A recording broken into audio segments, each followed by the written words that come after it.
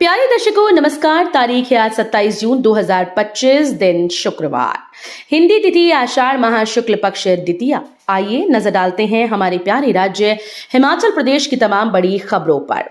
Video शुरू करने से पहले कमेंट बॉक्स में जय हिंद लिखकर हमें सपोर्ट करें। तो चलिए शुरू करते हैं।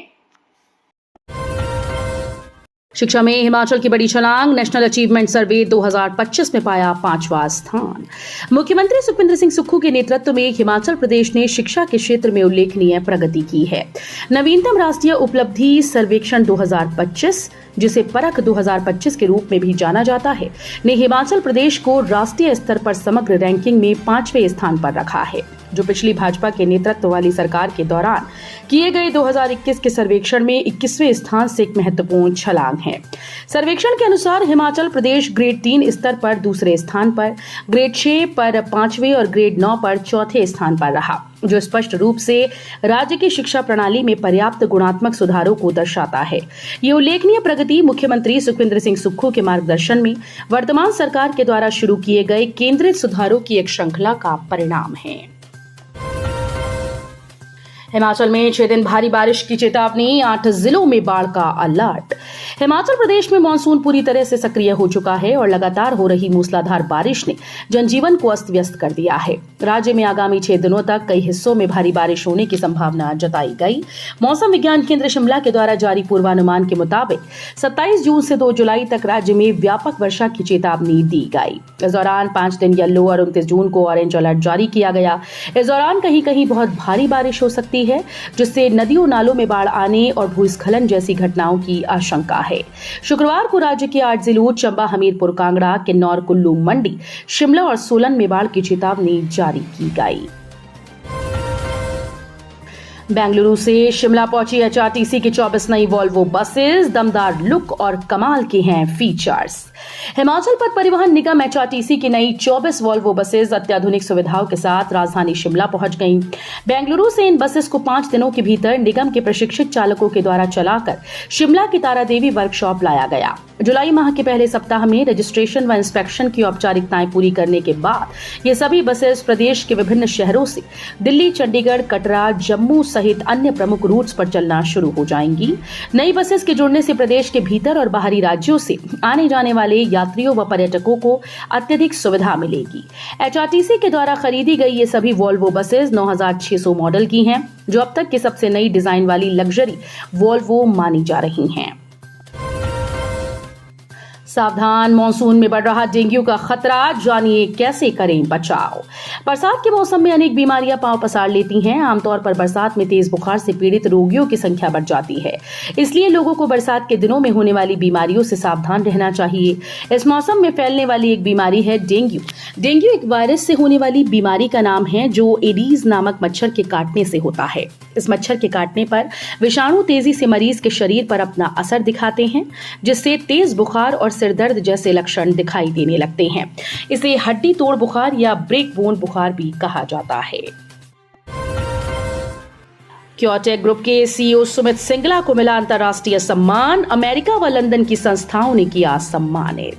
हिमाचल प्रदेश के औद्योगिक क्षेत्र बद्दी बरोटीवाला नालागढ़ बीबीएन स्थित देश की प्रतिष्ठित दवा निर्माता कंपनी क्योटेक ग्रुप के मुख्य कार्यकारी अधिकारी सीईओ सुमित सिंगला को अंतर्राष्ट्रीय स्तर पर विशेष सम्मान से नवाजा गया। उन्हें यह पुरस्कार दवा निर्माण में उत्कृष्ट गुणवत्ता सुनिश्चित करने के साथ साथ सामाजिक क्षेत्र में उनके उल्लेखनीय योगदान के लिए प्रदान किया गया। सुमित सिंगला, जो कि Amit Singla social welfare society के चेयरमैन भी हैं, के नेतृत्व में ग्रुप जहां विश्व स्तरीय गुणवत्ता की दवाओं का निर्माण कर रहा है, वहीं सोसाइटी द्वारा हिमाचल प्रदेश, चंडीगढ़, पंजाब, हरियाणा जैसे राज्यों में अनेक सामाजिक कार्य जैसे स्वास्थ्य शिविर, शिक्षा सहायता, स्वच्छता अभियान और महिला सशक्तिकरण की दिशा में निरंतर प्रयास किए जा रहे हैं।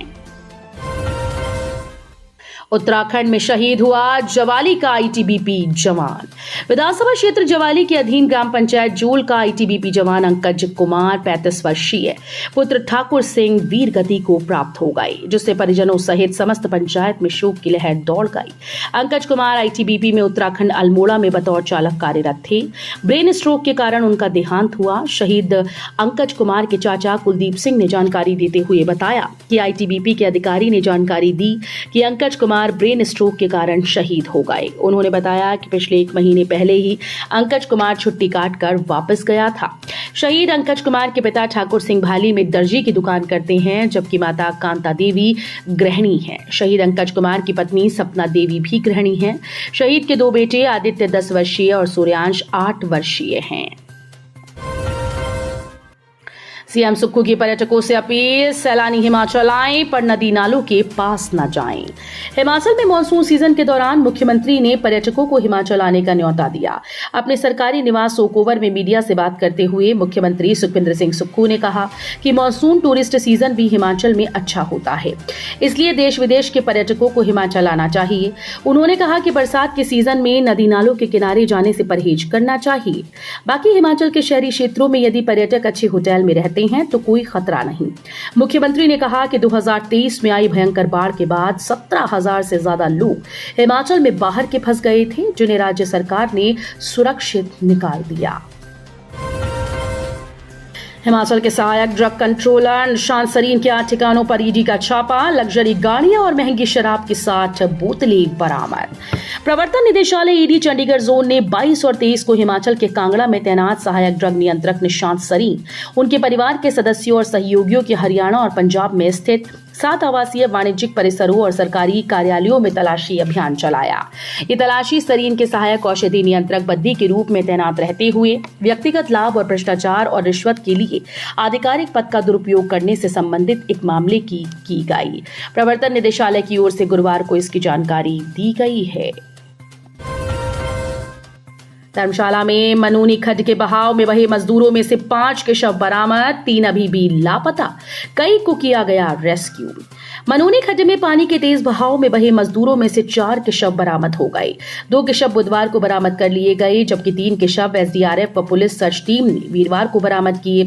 मृतकों की संख्या 5 पहुंच गई है, जबकि जंगल की तरफ भागे मजदूर को रेस्क्यू कर लिया गया। वो पूरी तरह से सुरक्षित हैं। 3 मजदूर अभी तक लापता बताए जा रहे हैं। मनूनी खड्ड में एसडीआरएफ व पुलिस टीम का सर्च जारी है। प्रशासनिक अधिकारियों की टीम भी मौके पर जुटी है।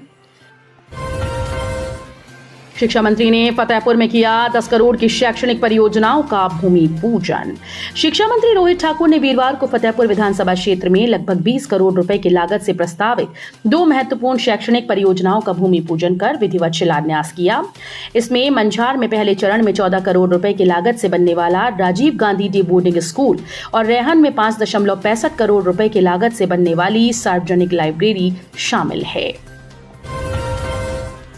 पंडोह डैम में भरी सेल, डेहर पावर हाउस में विद्युत उत्पादन बंद। जिला कुल्लू में बुधवार को हुई बारिश और बादल फटने की घटनाओं के चलते पंडोह डैम में भारी मात्रा में सिल्ट आने के कारण बग्गी सुरंग के माध्यम से डेहर पावर हाउस को जलापूर्ति बुधवार 7:30 बजे से रोक दी गई, जिससे विद्युत उत्पादन अस्थायी रूप से बंद कर दिया गया। जब तक डैम में सिल्ट की मात्रा सामान्य नहीं हो जाती, तब तक सुरंग से पानी नहीं छोड़ा जा सकेगा।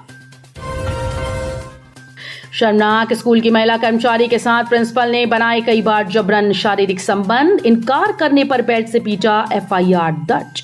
जानकारी के अनुसार शिमला जिले के ठियोग का ये मामला है। यहां पर एक महिला ने पुलिस को दी शिकायत में बताया कि वो 12 सितंबर 2024 से माहौरी क्षेत्र के एक स्कूल में काम कर रही है। उस स्कूल के प्रिंसिपल ने उसे उसके साथ शारीरिक संबंध बनाने के लिए मजबूर किया।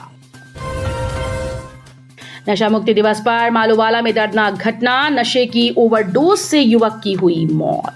अंतर्राष्ट्रीय नशा निरोधक दिवस के अवसर पर जहां एक ओर नशे के खिलाफ जागरूकता अभियान चलाए जा रहे थे, वहीं हिमाचल प्रदेश के मालूवाला गांव से बेहद दुखद घटना सामने आई। मालूवाला गांव के एक 30 वर्षीय युवक मनीष कुमार का शव कालाम त्रिलोकपुर मार्ग पर स्थित एक आम के बगीचे से बरामद हुआ। माना जा रहा है कि उसकी मौत नशे की ओवरडोज के कारण हुई।